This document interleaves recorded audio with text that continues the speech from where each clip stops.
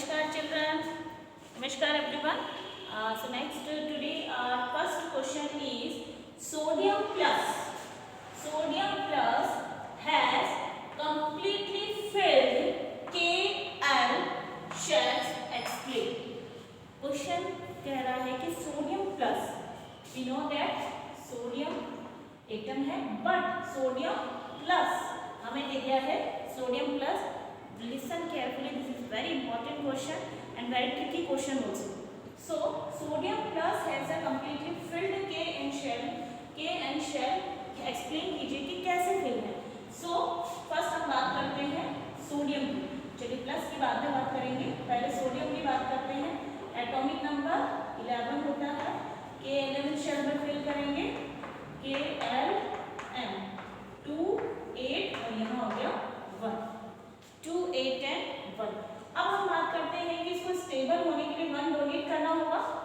Sodium को stable होने के लिए अपना 1 इलेक्ट्रॉन डोनेट करना होगा, तभी स्टेबल हो पाएगा. और ये पहले ही चीज़ मैंने एक्सप्लेन की है कि जब कोई डोनेट करता है तो उसके पास चार्ज जो आता है वो प्लस का आता है और एक नॉर्मल गैस बन जाता है, जो कि उनका ऑक्टेट कंप्लीट हो जाता है. ऑक्टेट उनका कंप्लीट हो जाता है. तो यहाँ पे ये एक इलेक्ट्रॉन डोनेट करेंगे तो ये आ गया सोडियम प्लस, वही चीज रहेगी.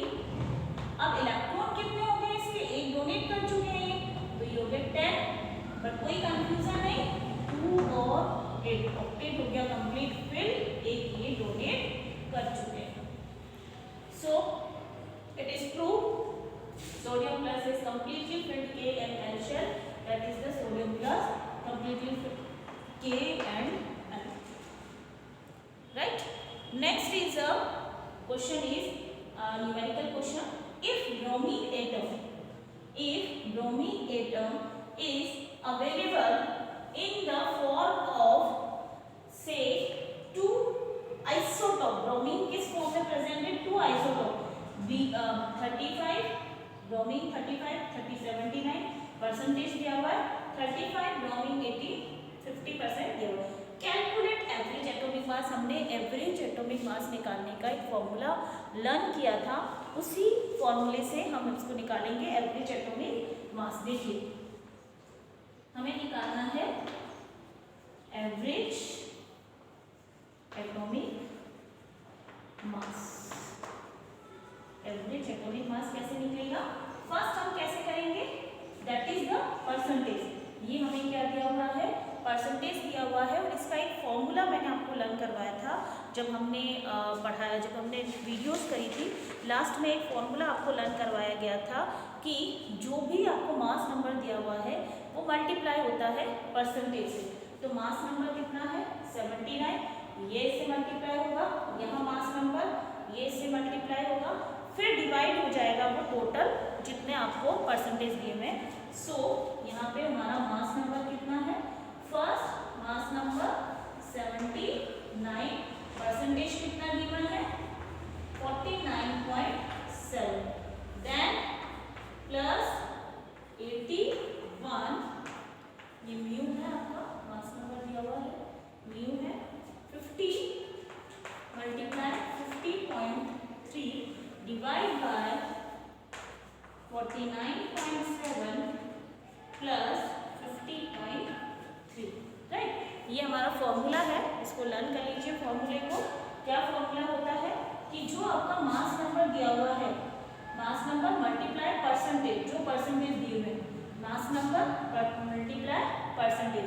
आइसोटोप दो दिए हुए हैं 35 ब्रोमीन 81, 35 ब्रोमीन 79. अब जब आप इसको मल्टीप्लाई करेंगे तो आपका 79 मल्टीप्लाई 49 आ जाएगा 3926.3 प्लस 81 मल्टीप्लाई 50.3 आ जाएगा 4074.3 म्यू. ये आपका 100 है नीचे. जब आप इसको प्लस करेंगे तो आपके पास आ जाएगा 8000.6 mu divide by 100. So the answer is divide by 100 80.006 mu. कोई कंफ्यूजन की बात नहीं है। यहाँ पे आपको एक पहले फॉर्मूला लर्न करवाया था मैंने कि जब हम एवरेज एटॉमिक मास निकालते हैं तो उससे पहले हमें एक फॉर्मूला लर्न करवाया था। कौन सा फॉर्मूला था उसमें कि जैसे हमने क्लोरीन का निकाला था। आप अपनी पेज नंबर आ जाइए, पेज नंबर अपनी एनसीईआरटी बुक पेज नंबर 53, देखिए इसको ध्यान से, पेज नंबर 53। इस फॉर्मूले में हमने क्या किया था कि हमें क्लोरीन का दिया हुआ था, है ना। क्लोरीन का आपको दिया हुआ था 35 और 37%, 75 और 25 से मल्टीप्लाई किया और डिवाइड बाय 100 किया, 35.5 आया था। इसी तरह से यहाँ भी हमें ब्रोमीन का दिया हुआ है, हमें कुछ नहीं करना है।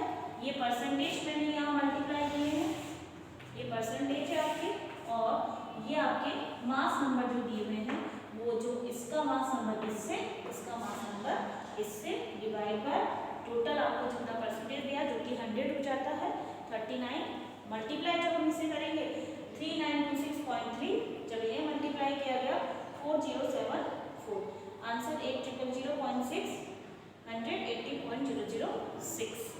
Right student, I hope you clear about is today's numerical, and I am taking one more numerical.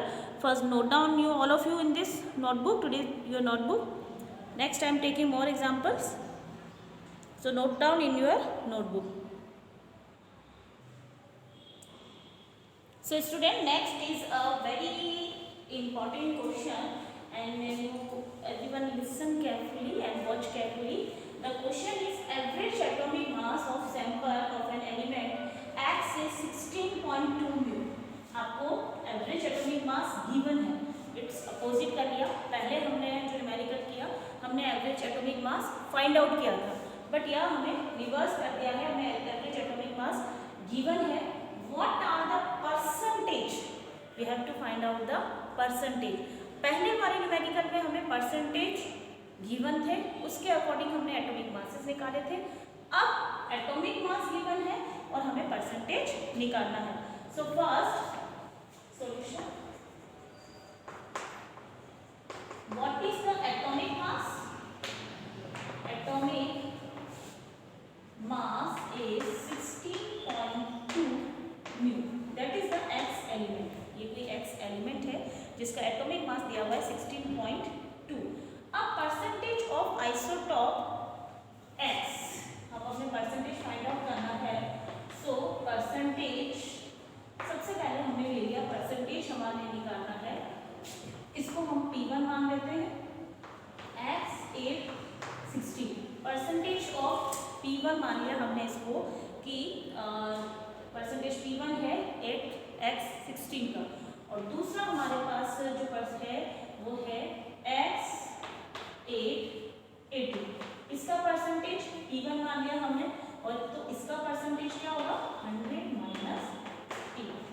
पहले आप बिल्कुल भी कंफ्यूज नहीं होंगे, हमने परसेंटेज माना P1, इसका x जो हमें एलिमेंट दिया 8 16 और एक हमें एलिमेंट दिया x 8 18, बिल्कुल ध्यान से देखिएगा, that is the 8 16 and that is the 8 18। इसका एक का परसेंटेज मान लिया हमने P1 और दूसरे का मान लिया हमने 100 माइनस P1, राइट। अब परसेंटेज हमें मालूम चल गया है, तो अब हमें कैलकुलेशन करनी होगी। कैलकुलेशन जो कि हमारा फॉर्मूला होता है, जो कि आपको मालूम है अच्छे से, क्या होता है? एटॉमिक मास, एवरेज एटॉमिक मास निकालते हैं, क्या होता है?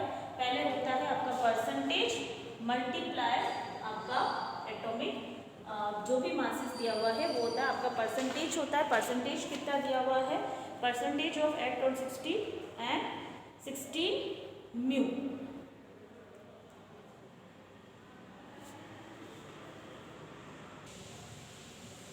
राइट, अब हम क्या करेंगे? अब हमने पहला परसेंटेज P1 मल्टीप्लाई, P1 किससे मल्टीप्लाई होगा? एटॉमिक मासेस से, जो कि है 16 म्यू, प्लस सेकेंड परसेंटेज कितना होगा हमारा इसका? 100 माइनस P1, 100 माइनस P1, और मल्टीप्लाई किससे होगा? ये मल्टीप्लाई होगा 18 म्यू से, राइट, 18 म्यू से होगा। और हमने इसके अंदर मल्टीप्लाई, इसके अंदर हमने एटॉमिक मासेस कितना लिखेंगे? जो कि दिया हुआ है 16.2,